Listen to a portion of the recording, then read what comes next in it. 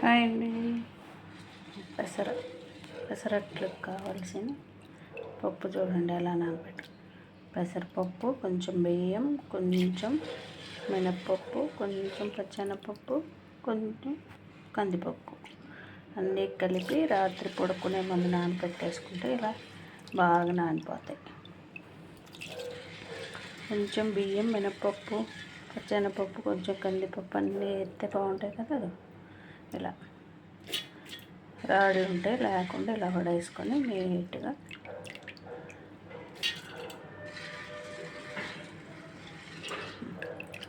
అంత బాగా మిక్సీ జార్లో వేసుకొని అల్లం ముక్క, 4 పచ్చిమిర్చి ఇవి కూడా వేసేసుకొని రుచికి సరిపడా సాల్ట్ వేసుకొని మరీ మెత్తగా కాకుండా కచ్చపచ్చగా అంటే కొంచెం పులుకు ఉండేటట్టు మిక్సీ తిప్పుకుంటే పెసరట్లు వేయటానికి పిండి రెడీ.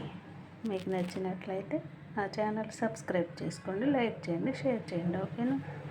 Thank you friends.